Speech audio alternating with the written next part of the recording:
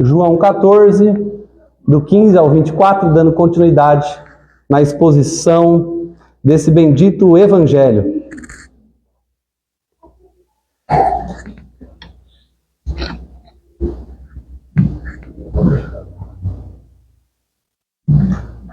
João 14, do 15 ao 24, diz assim a palavra do Senhor: Se me amais, guardareis os meus mandamentos, e eu rogarei ao Pai, e ele vos dará outro Consolador, a fim de que esteja para sempre convosco. O Espírito da verdade, que o mundo não pode receber, porque não o vê nem o conhece. Vós o conheceis, porque ele habita convosco e estará em vós. Não vos deixarei órfãos, voltarei para vós outros. Ainda por um pouco, e o mundo não me verá mais. Vós, porém, me vereis, porque eu vivo, vós também vivereis. Naquele dia, vós conhecereis que eu estou em meu Pai, e vós em mim, e eu em vós. Aquele que tem os meus mandamentos e os guarda, esse é o que me ama. E aquele que me ama será amado por meu Pai. E eu também amarei e me manifestarei a ele. Disse-lhe Judas, não Iscariotes: De onde procede, Senhor, que estás para manifestar-te a nós e não ao mundo? Respondeu Jesus: Se alguém me ama, guardará a minha palavra, e o meu Pai o amará. E viremos para ele e faremos nele morada. Quem não me ama, não guarda as minhas palavras. E a palavra que estais ouvindo não é minha, mas do Pai que me enviou. Amém e amém. Vamos orar mais uma vez, irmãos? Pai, eu quero te agradecer pela rica oportunidade que temos, Senhor, de estarmos aqui nesse culto, de participarmos desse momento de comunhão, de adoração, de louvor e gratidão. A nossa comunhão é com o Pai e com o seu Filho Jesus, e se dá por meio da ação do Espírito Santo. Ó Deus bendito e eterno, nós reconhecemos que não há outro além de Ti.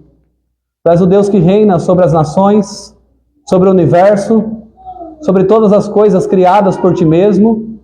Tu és absolutamente soberano sobre toda e qualquer circunstância. E assim também nós cremos sobre a nossa nação, nossa família e a nossa vida. Tudo vai bem, tudo vai em conformidade com o Seu plano para nós. Que nós possamos crer nessa verdade, crer naquilo que Jesus nos ensinou na Sua palavra. Os mandamentos de Jesus estejam na nossa mente e também no nosso coração. Que nós possamos Te amar, Senhor, e cada vez mais Te amar. Nós amamos o Senhor. Nós amamos a Tua presença. Nós amamos fazer parte do Teu povo. Nós amamos a Tua palavra, Senhor. Nós amamos o Teu Santo Espírito que habita em nós e estará para sempre conosco. Por isso Te pedimos nessa hora, Senhor, ministra o nosso coração com a Tua palavra. Que Teu Espírito venha a falar a cada um de nós, segundo cada necessidade. E assim o Senhor seja glorificado nesse momento e para todos sempre. Amém e amém. Irmãos, no segundo livro que C.S. Lewis escreveu, intitulado Príncipe Caspian, ele conta a história dos 4 irmãos novamente, Pedro, Susana, Edmundo e Lúcia. E agora eles retornam ao reino de Nárnia. Quem já assistiu ou leu os livros das Crônicas de Nárnia vai saber que no primeiro livro, a primeira história, Lúcia entrou no guarda-roupa e esse guarda-roupa abriu a porta para o mundo mágico. O mundo onde Aslan, o grande rei representado por um leão, reina soberanamente. E ali eles conhecem o rei. E muitos desafios acontecem nessa história, mas eles são confortados, consolados e protegidos pelo grande rei Aslan. Agora, na segunda história, no segundo livro publicado de C.S. Lewis, eles retornam novamente para Nárnia, e agora não mais através de um guarda-roupa, mas agora a coisa se dá numa estação de trem na Inglaterra. Os 4 irmãos viviam no período da Segunda Guerra Mundial na Inglaterra, e agora na estação de trem novamente eles voltam para o reino de Nárnia e lá esperançosos querem encontrar novamente Aslan, o rei. E ali, irmãos, quando eles chegam, eles encontram um lugar devastado, eles encontram perigos no caminho, eles veem que o reino está sendo invadido, perigosamente sendo atacado. E os 4 irmãos ficam com muito medo, sob a opressão violenta de um tirano. Então eles caminham por aquela terra exaustos, perdidos, se sentindo desamparados. Eles estão completamente desorientados. Mas é exatamente nessa crise que Lúcia, novamente, a irmã mais nova, olha entre o desfiladeiro e vê ali Aslan aparecendo novamente. E ali ela tenta falar para os seus irmãos: vejam, ali está o rei, ali está Aslan, ela está maravilhada, ele vai nos apontar o caminho e cuidar de nós. Mas a história nos conta que Pedro, Susana e Edmundo, eles estão com tanto medo que eles não acreditam mais uma vez em Lúcia. E então ela fica muito magoada com isso. E à noite, o grande rei aparece novamente para Lúcia, mas agora pessoalmente e somente para ela. E ali ele se manifesta no silêncio da noite, num diálogo profundo.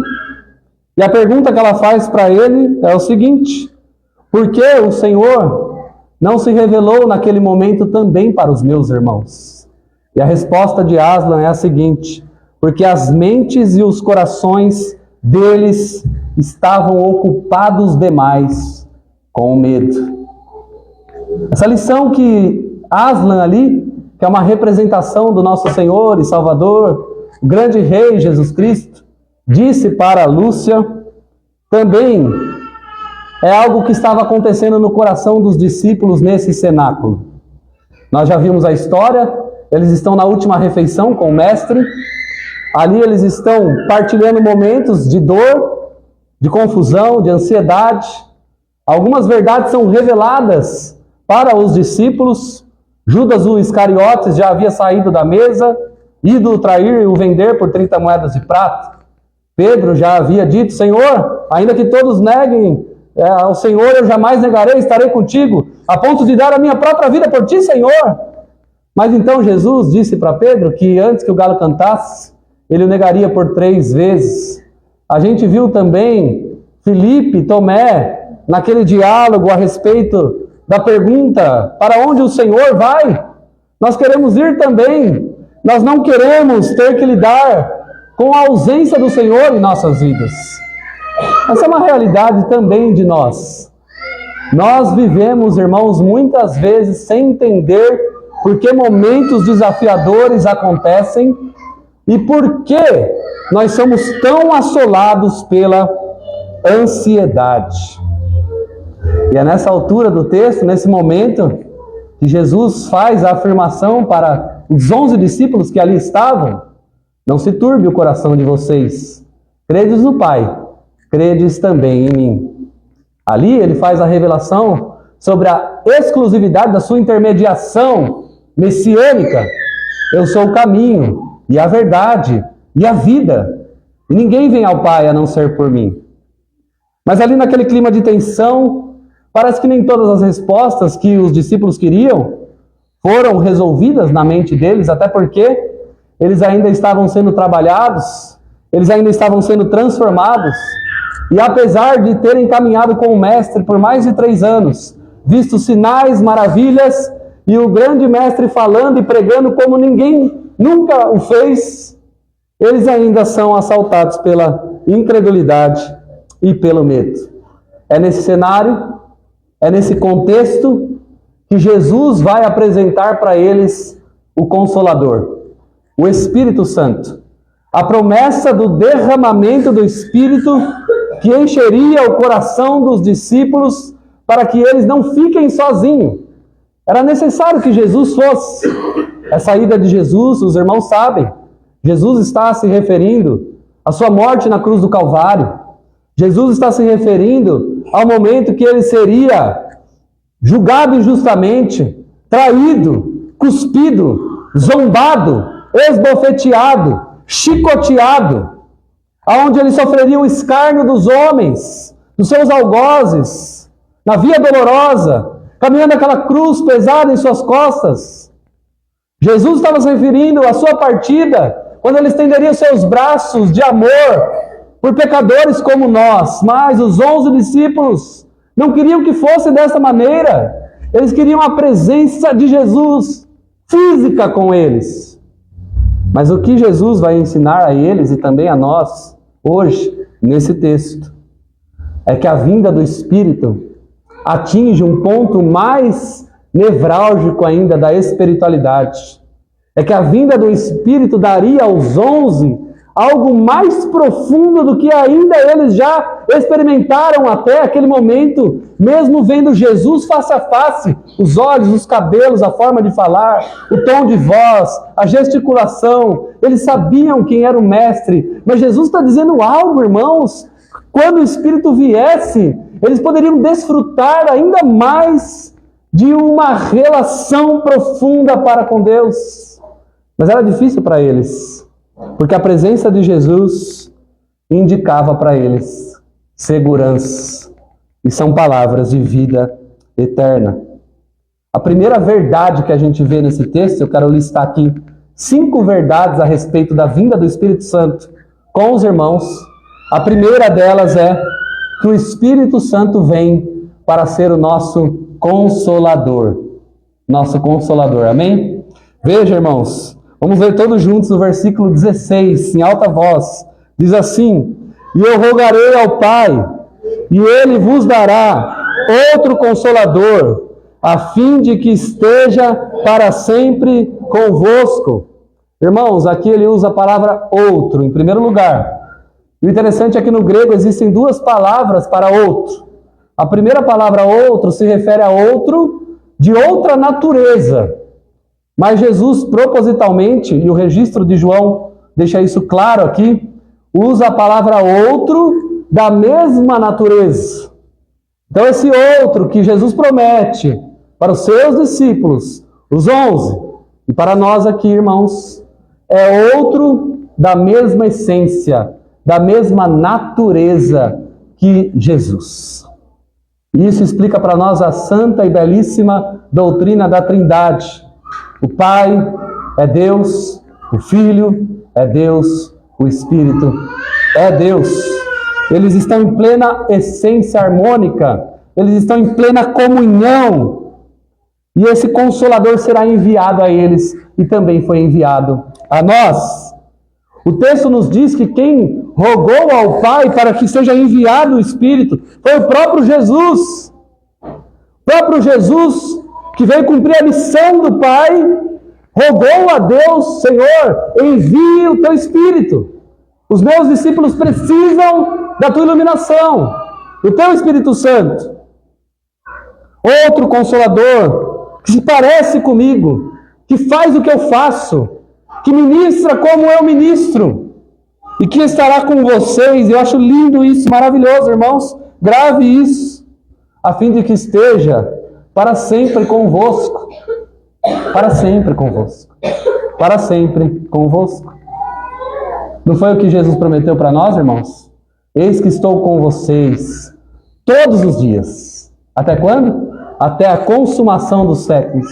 Ora, se ele subiu depois da sua morte e ressurreição, como ele pode prometer isso e cumprir isso? E o cumprimento dessa promessa é o seguinte: eu estarei com o meu povo, eu estarei com os meus discípulos todos os dias através do Espírito Santo. Porque eu estou no Espírito, o Espírito está em mim, nós somos um só. Então o derramamento do Espírito no meu povo garante a minha presença com o meu povo, não um dia, não 2, não uma semana, não alguns anos, mas para sempre, para todo sempre. E ele usa, irmãos, a palavra Consolador. Note você que a Almeida Revista Atualizada colocou aí com C maiúsculo. Está certíssimo. Porque o Consolador é Deus. Ele é o próprio Deus. E essa palavra, Paráclitos, é a junção de 2 palavras, que é a palavra para e a palavra chamar ao lado, ou estar ao lado. Isso é maravilhoso. O Espírito Santo é o Consolador que para sempre estará ao nosso lado. Louvado seja Deus por isso. Essa palavra ela é muito ampla nas Escrituras, irmãos. Ela também pode ser traduzida como um advogado. Alguém que vai advogar por você as suas causas. Nós temos advogados aqui, certo? Mas eles não são paráclitos. O paráclitos advoga causas espirituais. A dívida que nós tínhamos para com Deus por causa do nosso pecado. É aquilo que João também ensinou lá na sua epístola, né? Essas coisas vos escrevo para que não pequeis. Mas se alguém pecar, nós temos um advogado junto ao Pai. Ele está conosco, ele está com o Pai, ele está intercedendo por nós. Essa palavra também pode ser usada como um conselheiro. Alguém que vai te direcionar. Ou também pode ser usada como um guia. Alguém que vai te conduzir pelo caminho. Então essa é a primeira verdade desse texto. O Espírito Santo, ele é Deus, ele é da mesma natureza de Jesus e do Pai. Foi o próprio Jesus que rogou ao Pai para que o Espírito viesse. E ele é o Consolador, o advogado, o ajudador, o aconselhador das nossas almas, aquele que está ombreando conosco em nossa jornada. Que figura maravilhosa, louvado seja Deus. Eu pergunto a você, meu irmão, minha irmã, assim como eu, você já se esqueceu que o Espírito está ao seu lado todos os dias? Será que eu e você temos recorrido a Ele nos nossos momentos de angústia, de dor, de ansiedade, de preocupação ou de medo? Meus irmãos, nós devemos chorar e corar de vergonha pelo fato de que muitas vezes esquecemos dessa belíssima doutrina. Cristo em nós é a esperança da glória, somos morada e habitação de Deus, mas muitas vezes esquecemos disso. Isso serve para muitas coisas na nossa vida. Quando você for ouvir, ver, ler, assistir algo impuro, saiba que o Espírito Santo está lá com você. Quando você estiver com medo, na escuridão, desanimado, desamparado, desorientado, indeciso, lembre-se, meu irmão, minha irmã, o Espírito Santo estará lá com você. Sempre esteve e sempre estará. Jamais se esqueceu de nós, nós que esquecemos dele. Essa é a verdade maravilhosa. E a primeira verdade, eu e você temos um bendito Consolador ao nosso lado. Segunda verdade, irmãos, é que o Espírito vem para nos revelar toda a verdade. Veja comigo o versículo 17. O Espírito da verdade, que o mundo não pode receber, porque não o vê e nem o conhece. Mas vós o conheceis, porque ele habita convosco e estará em vós. Meus irmãos, que diferença há do mundo para o crente? Que diferença há de nós para aqueles que não conhecem o Senhor? Eles são cegos no seu entendimento, cegos na sua vida espiritual, estão mortos espiritualmente. Veja, esse Espírito da verdade trabalha com o seu ministério soberano e secreto nos corações, em um mundo cheio de mentiras, em um mundo cheio de desilusões. Quantas mentiras são contadas para nós dia após dia? Quantas narrativas, quantas fake news, quantas falsas interpretações. A verdade é que a velha serpente, o diabo, continua ludibriando as pessoas para que elas tropecem e caem na mentira. Caiam na mentira. Mas o Espírito, aqui novamente, com o E maiúsculo, não é apenas uma força cósmica, é Deus conosco. Ele é o Espírito da verdade. Que coisa maravilhosa, irmãos, porque lá, um pouquinho atrás, em João 14,6, Jesus afirmou: eu sou o caminho e a verdade. Jesus é a verdade. E agora, João diz, o Espírito é o Espírito da verdade.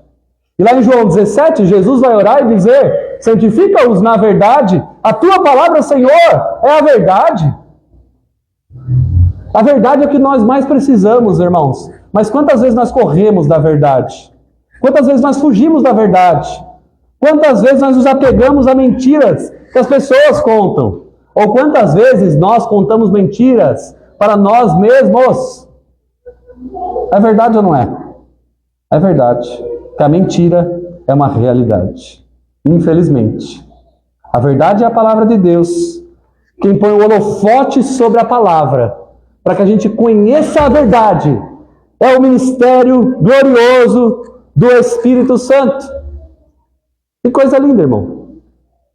Se você conheceu a verdade, eu espero que todos aqui ou já conheceram ou estão conhecendo a verdade, e a verdade é Cristo. Saiba que não foi carne nem sangue que te revelaram isso. Saiba que por mais que uma pessoa foi usada para pregar a você o Evangelho, quem estava ministrando o teu coração era o Espírito da verdade.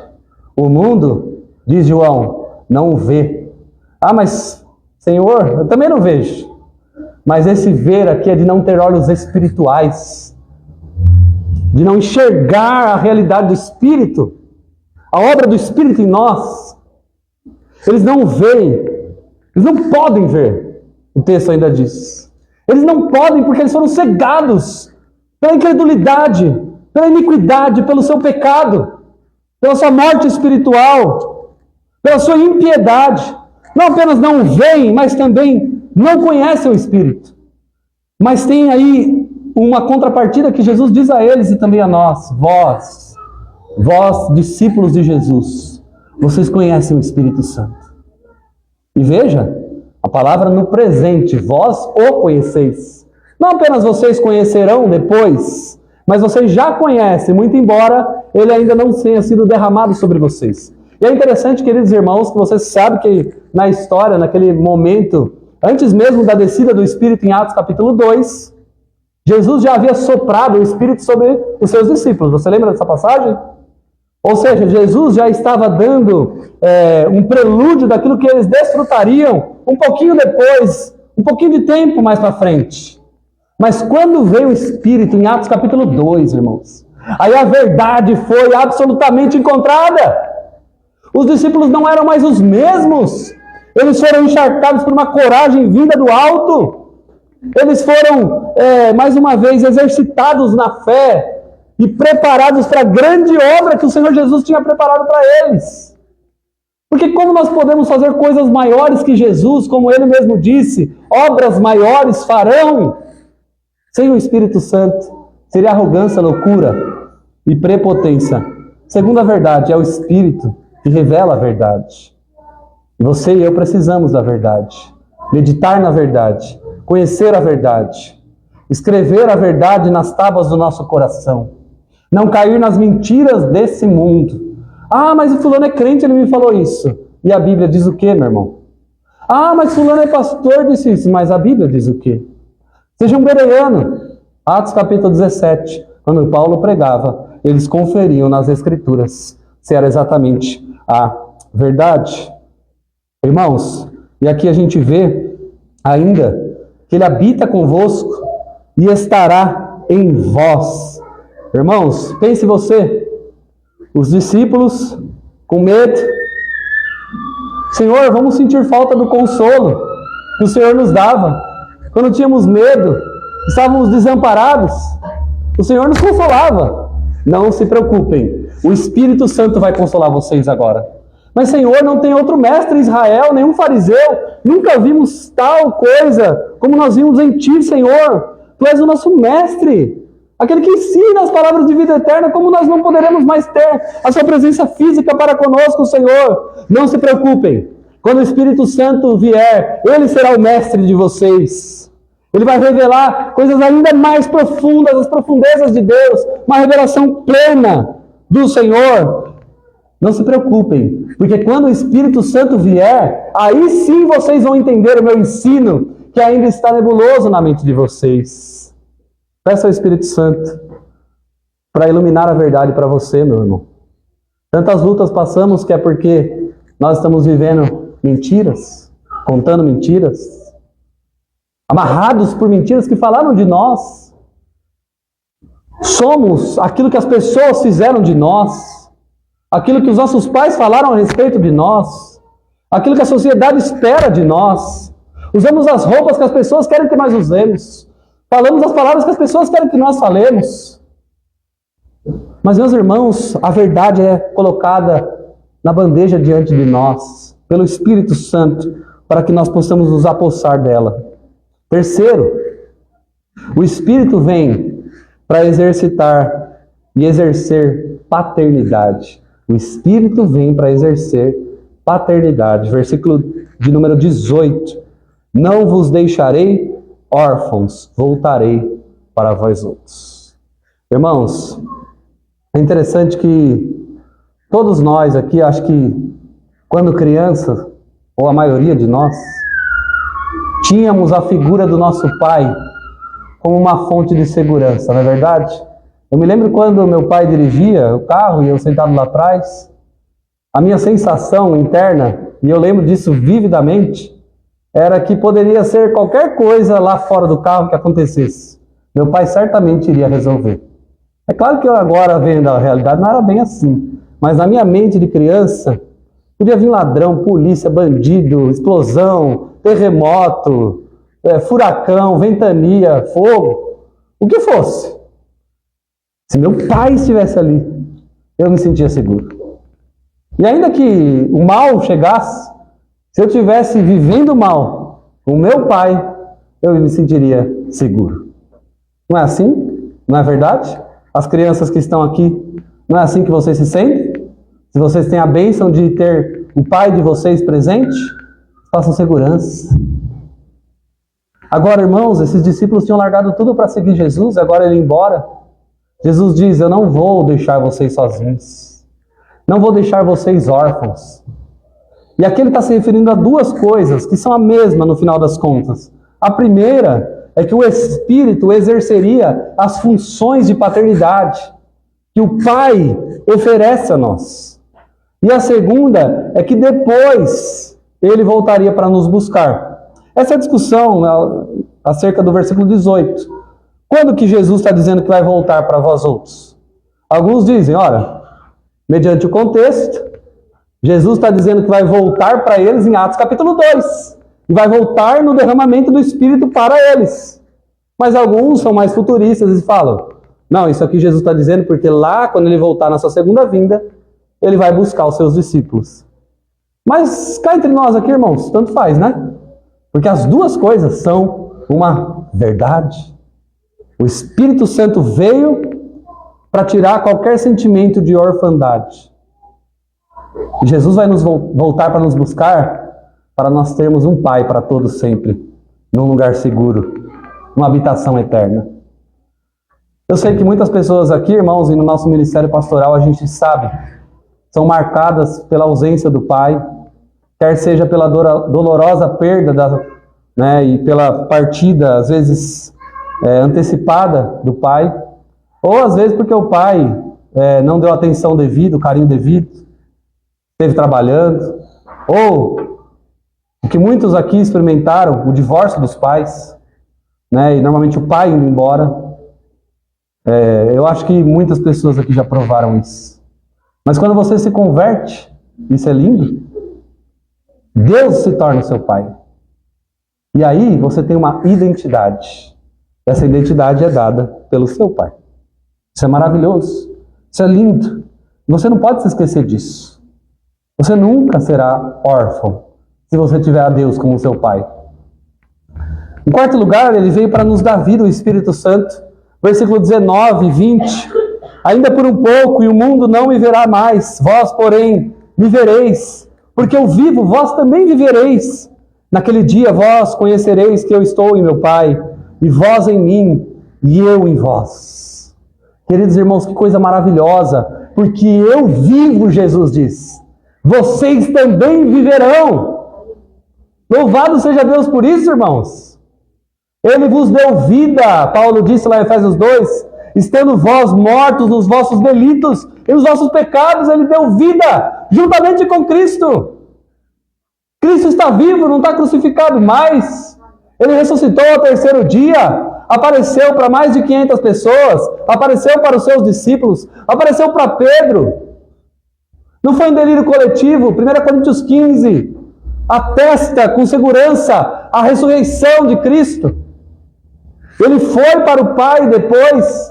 É assim que o Evangelho termina. E é assim que Atos 1:7 narra para nós. Ele foi subindo até o Pai. Mas então eles ouviram: por que vocês estão olhando para o céu? Esse mesmo Jesus que vocês viram subir é o mesmo que voltará. Irmãos, como a palavra de Deus ela é tão sincronizada, harmônica, tão bem amarrada e estruturada em todos os seus detalhes. Nós estamos aqui para nos vislumbrar com a palavra de Deus, irmãos. E com o Espírito Santo que aquece o nosso coração. Ele veio para nos dar vida, e essa vida, primeiramente, é nascer do alto, é nascer de novo, é ser regenerado.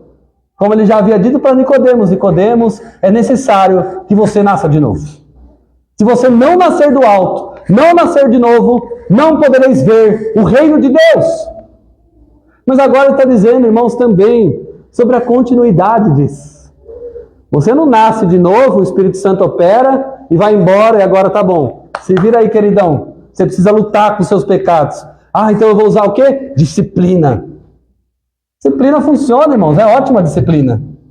Mas somos tão pecadores que precisamos de algo a mais que a disciplina. Ou com a força das nossas escolhas e tendências. É o Espírito Santo que regenera o crente. É o Espírito Santo que santifica o crente. E é o Espírito Santo que vai entregar-nos para Deus novamente no final da nossa vida. A obra é completa. Não é o que diz lá em Filipenses, irmãos? Que aquele que começou a boa obra em vós é fiel e justa para completá-la até o dia de Cristo Jesus. E aqui, irmãos, eu gostaria de dizer que eu acho importante.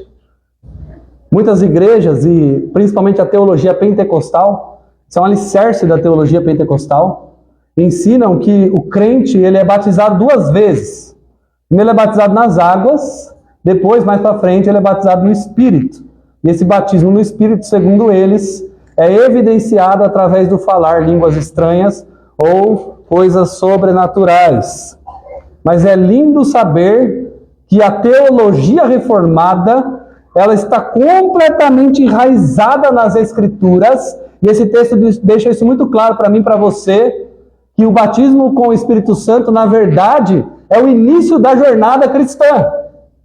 E sem o Espírito nós não temos vida. E não existem 2 classes de crente. A salinha do fundo, que é aqueles que já creram em Jesus e até se batizaram nas águas, mas ainda não receberam o Espírito Santo, que vai ser evidenciado em falar em línguas. E aqueles outros que já são do andar de cima, de um nível a mais, que agora tem o Espírito Santo. Veja o que esse texto está nos dizendo, que Jesus está ensinando. Vocês vão ter o Espírito, e ter o Espírito é ser batizado, é ser encharcado por Ele, é ser pleno dEle. A única diferenciação que a Bíblia faz é o seguinte: é diferente ter o Espírito e ser cheio do Espírito. E Paulo nos ensina isso lá em Efésios. É buscarmos a plenitude do Espírito. Portanto, nós temos sim crentes que não são cheios do Espírito. São batizados no Espírito, têm o Espírito morando neles, mas não buscam se encher disso. E aí é aquela história do copo, né? Não tem como um copo ser cheio de uma coisa nova, de um líquido novo e melhor, se ele está cheio de outra coisa. É se esvaziar de nós mesmos, nos esvaziarmos de nós mesmos para nos enchermos de Deus. Pergunto a você nessa manhã: o que tem te barrado para ser cheio do Espírito Santo? Algum pecado? É a preguiça? É a mágoa? É a mentira? É o rancor? São os problemas? São as ansiedades do coração? Deixe esse fardo aos pés da cruz, com a força do Espírito Santo. Eu convoco você a fazer isso nesse momento. E saiba, você é batizado com o Espírito se você crê em Jesus. Você é dele, ele seu. Você tem um consolador, você tem um mestre interno que exerce um ministério maravilhoso de santificar o seu coração. Ele está tão interessado na sua santificação como você mesmo. Ele está interessado que você seja mais parecido com Jesus. Ele não te deu uma força inicial, como se fosse um trampolim que te joga para frente, para que depois você caminhe com as próprias pernas. Ele vai te dando força dia após dia. Mas cuidado, que isso também não é um álibi para você dizer, a santificação pertence ao Espírito. Se eu estou pecando, é porque o Espírito não está agindo em mim. É mentira, não é? É mentira. Como você pode ser cheio do Espírito? Colocando todo mundo numa sala e fazendo um encontro com Deus? Preenchendo uma lista dos seus pecados para a gente queimar numa fogueira? Não. Tudo balela e mentira. Você pode ser cheio do Espírito Santo se você se dedicar a Ele todos os dias, como seu melhor amigo. É tão simples, mas nós complicamos tanto, infelizmente. Quinto e último lugar, meus queridos irmãos, o Espírito vem para nos capacitar e fazer em nós morada permanente. Veja aí o que diz a partir do verso 21. Aquele que tem os meus mandamentos e os guarda, esse é o que me ama. E aquele que me ama será amado por meu Pai. E eu também o amarei e me manifestarei a ele. Agora aparece Judas, não Iscariotes, e a pergunta dele: Senhor, que estás para manifestar-te a nós e não ao mundo?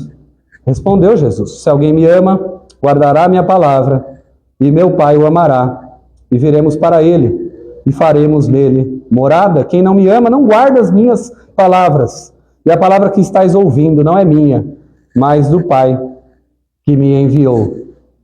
Irmãos, aqui, Jesus, mais uma vez, como nós lemos para contextualizar o versículo 15, que foi o final do sermão passado, Jesus equipara duas coisas que são indissolúveis, que não podem ser desassociadas: amor e obediência. Se você ama Jesus, esse é um lado da moeda. O outro lado você vai obedecer. Agora veja, irmãos, esse se você ama, que é a premissa mais fundamental da fala, não é só um condicional. Se você amar, então você vai obedecer. Não. O fluxo é natural. Se você ama, a tendência comum é que você obedeça. Se tem um rio já desenhado e a água vem, a tendência é que ela flua naquilo que já está marcado. Se você ama Jesus, e se você diz que o ama, naturalmente, sem você e ninguém precisar forçar, você vai obedecer a Ele. Se o filho ama o pai, a demonstração de amor é a obediência. A mais profunda, a mais verdadeira. Adiantaria, meus irmãos, a gente falar que ama Jesus sem obedecê-lo? Pegando o ensino que nós colocamos aqui, mastigado, domingo após domingo, pronto para você meditar, pensar, aplicar a sua vida pessoal, mas você simplesmente sair daqui e esquecer de tudo que foi falado, e no primeiro desafio você jogar tudo no ralo. Que tipo de crentes nós somos, irmãos? Crentes domingueiros? E é isso que o Espírito faz em nós, irmãos. A gente conclui pensando isso. O Espírito Santo vai fazer com que você queira obedecer. E mais, que você se deleite em obedecer. Que você tenha prazer em fazer a vontade de Deus. Que você não seja um filho rebelde, truncado no pecado. Mas que você ame fazer a vontade de Deus. Ai, Senhor, eu vou ler a Bíblia, porque eu sou obrigado a ler a Bíblia. Não! Eu amo a palavra de Deus. Eu medito nela, de dia e de noite. Eu achei nela fonte de vida para mim. Eu desejo a Bíblia, a palavra de Deus. Eu oro, não porque alguém fala, preciso orar. Não porque o pastor convidou, porque não é convite, é convocação. Mas eu oro porque eu amo a presença de Deus. Porque eu quero entender, eu quero participar. Aonde tiverem os santos, eu estou lá com eles. Aonde tiver alguém pregando a Bíblia, eu estou lá. Eu estou anotando. Eu estou pensando nisso. Eu estou levando para o meu dia a dia, para a minha empresa, para o meu trabalho, para a minha família. Esse é o ministério que o Espírito Santo vai gerar em nós, irmãos. No nosso coração. E é isso que ele está dizendo. Judas pergunta: Senhor, mas como que pode o Senhor vai manifestar só a nós? Por que não ao mundo inteiro? É porque essa revelação do Espírito, irmãos queridos, é a exclusividade dos discípulos. Não só daqueles, mas de todos aqueles que creem em Jesus Cristo como seu Senhor e Salvador.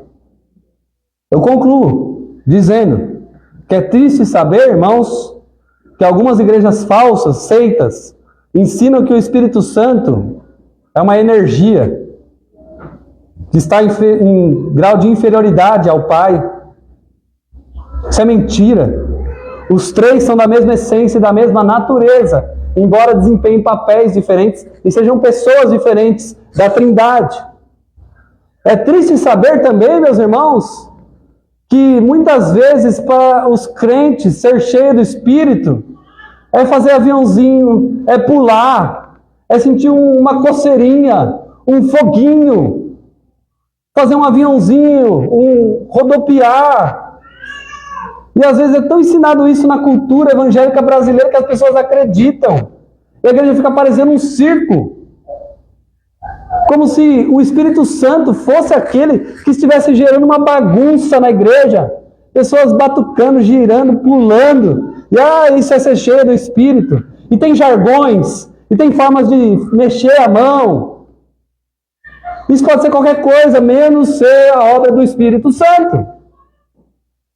Mas é triste saber também, meus irmãos, que há igrejas que são tão frias, são tão preto no branco, letra no papel, que parece que o cristianismo é algo que aconteceu lá atrás, há 2000 anos.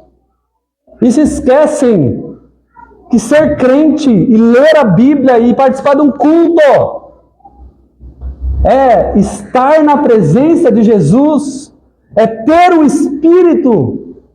E é claro que ele vai trazer experiências pessoais. Ele vai trazer. Mas o que ele mais quer fazer é levar você e eu ao arrependimento dos nossos pecados. E então colocar nossa vida no eixo, no prumo da palavra, para que a gente seja orientado, direcionado, conduzido, para que quando nós venhamos a cair, ele nos levante, para que ele seja esse auxílio bem presente em nossas vidas, o socorro bem presente no tempo da tribulação. Portanto, queridos irmãos, é glorioso saber o que Jesus está ensinando aqui. O Espírito Santo é um amigo, um consolador, um agente interno de transformação em nós, uma fonte inesgotável de consolo. E o fruto do Espírito que gera em nós é amor, é paz, é alegria, é longanimidade, é domínio próprio. Ele gera em nós esperança. Nós lemos na liturgia, o Espírito foi derramado em nossos corações. O Espírito também testifica que somos filhos de Deus. O Espírito revela as profundezas de Deus. Ele está conosco e vai nos conduzir na jornada até o final. Eu me lembro de Charles Haddon Spurgeon. Toda vez que ele ia pregar, ele subia uma escada e a cada degrau ele falava: eu creio no Espírito Santo. Eu creio no Espírito Santo. Mas isso não era um jargão da boca para fora. Era um compromisso pactual de dependência que eu e você temos que ter para sempre. Se você entendeu, se você crê, eu quero te convidar a te chamar para se colocar em pé, para junto nós orarmos nesse momento, que você possa pedir ao Senhor que Ele te encha do Espírito. Feche seus olhos, vamos buscar o Senhor.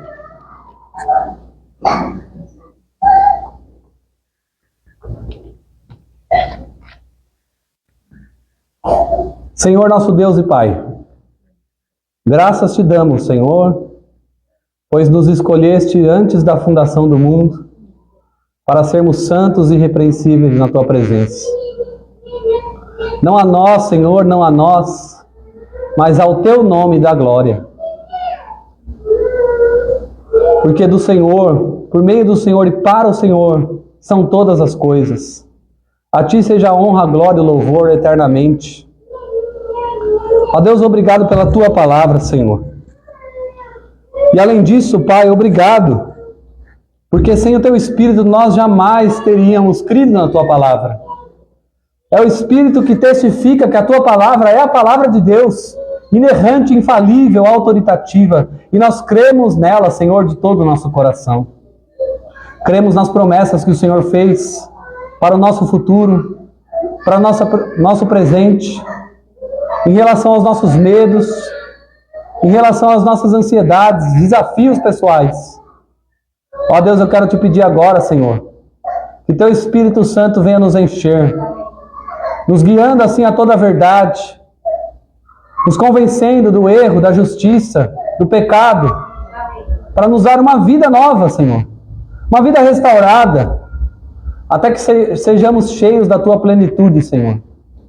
Abençoe a mim, Senhor, e aos meus irmãos aqui nessa manhã. Tem misericórdia de nós, Pai. Estende a sua mão sobre nós, Senhor.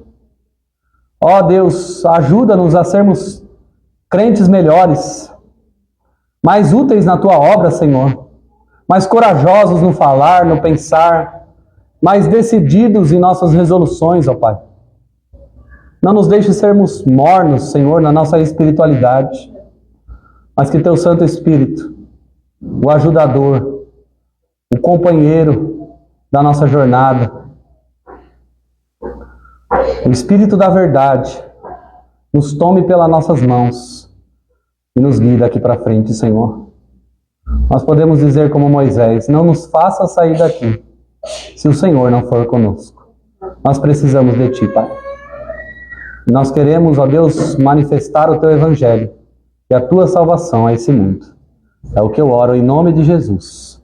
Amém e amém. E meus irmãos, que a graça do nosso Senhor e Salvador, Jesus Cristo, e que o amor de Deus, o nosso Pai, a consolação, a direção, o conforto e o carinho do Espírito Santo, seja com cada um de vocês, hoje, amanhã e sempre. Amém e amém. Pode sentar, queridos?